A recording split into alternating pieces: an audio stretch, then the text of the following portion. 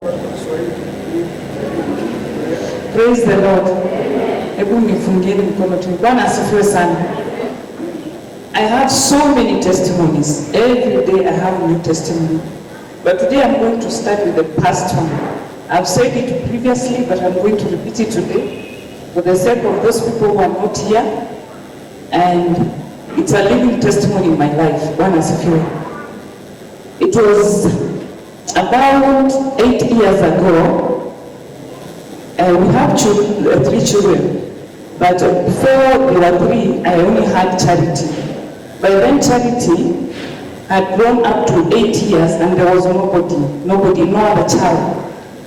And in the church, I just had women, most of the time women were complaining, they're saying that pastor loves children and I cannot give birth anymore. They didn't know what I was going through. I had a very rough time. Because the doctors, I had visited my doctors and they said that I could not give birth to any more child and I should thank God that at least I have 1 child. But that thing was not, I was not satisfied with that result. I went for about 3 tests, which were very hard for me because the procedures that they were using, they were also tormenting to my mind. But I had that faith in me that one day God is going to bless me with a child. So I continued with that faith. But one time, I just felt that my faith was so much strained. I was so tired to fight. I know most of us will come to that point where you feel now that you already fight a very big battle. And now you come to an end on which you cannot fight anymore, you are tired. That's the point I had come to. I remember there was one, I can't remember the year very well, it was 2003. We had a meeting here in this church. It was a revival which was in April 2003. And that time we had invited a preacher to come and preach in our financial breakthrough meeting. And in that meeting, we were waiting for that guy to come. His name is Bishop John. He was to come. But for those 3 days, he was supposed to come the first day, I think it was on a Thursday. He did not come. He did not show up on time. So my husband, who is Pastor Ken, he came to the church. He started to encourage people. And he said that we should pray. He feels that there's something that God wants to do to some people here in this church. I remember I was seated there. And people didn't know what I was going through. I was crying. I had come from the office crying because of the pain that I was going through. People were calling me that they were saying I'm trying to behave like the Western people. They have 1 child and they are satisfied. But they didn't know the pain that I had in me.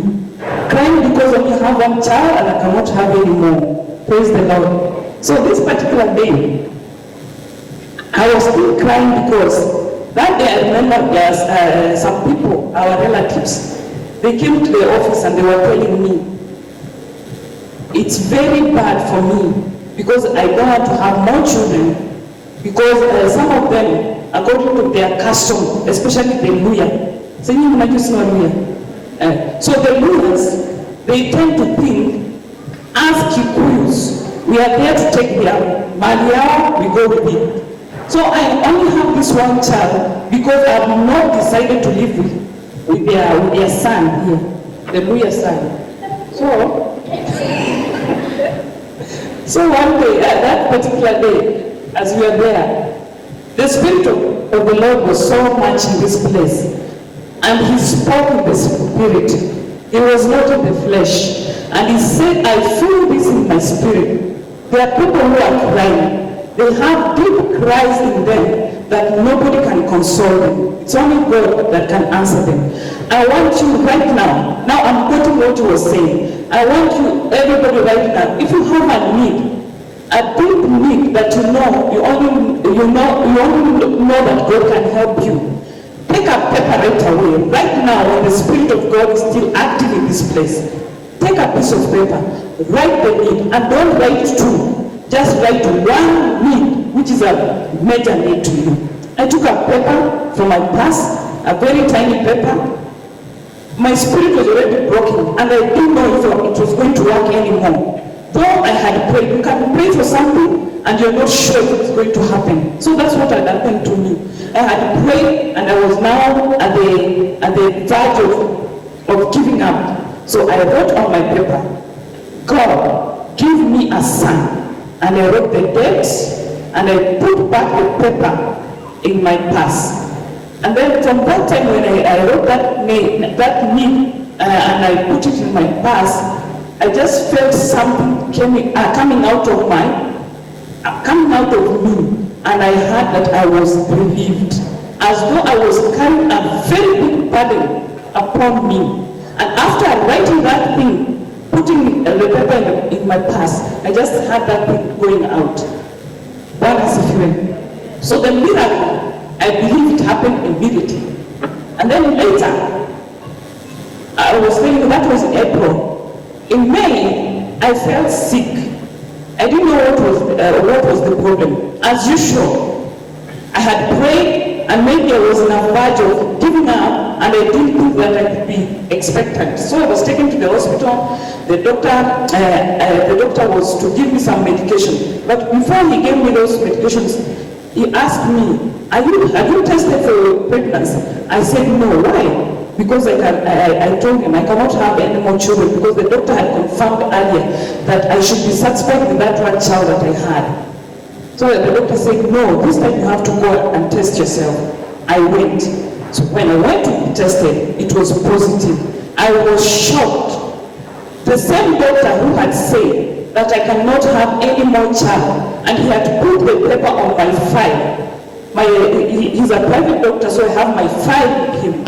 He had put a paper there which was written that my case is closed and I cannot have any more child. And they have tested and they have seen that I cannot have any more child. This time, I've gone now with a paper which is written that I'm positive. That means I'm expectant and I'm going to have a child. The doctor told me, please, can you allow me to have this paper so that I can file it next to the other paper? And I said, you can have it. So that's what happened. And then after 9 months, the boy came, and that was Rich Kenshiku. Now I want to testify that God is very faithful, because I don't just pray for a child. I prayed to God and said, I want a boy. And God is very faithful, because even before he was born, we had already gotten his name, because I was very sure the God that had given me that child, he was also going to make him to be a son, and that's what I wanted. That's why most of the time, if some of you've heard me calling him, I call him son of my pride. He made me proud. God made me to be proud through this boy. Praise the Lord. I have so many testimonies, but this particular one, I keep on telling people, because it's the thing that changed my life around. People never laughed at me anymore. Those people who were laughing at me, they could not laugh at me anymore. Now I want to tell you, me as a mother, I know, as a married woman, I know the pain of a barren person, the way they feel. Because I was counting myself to be barren, even though I had one child, that was not enough. But now, I know that God can even open the barren women and can turn life around and make things according to the way He had purposed. Praise the Lord. I'm so grateful.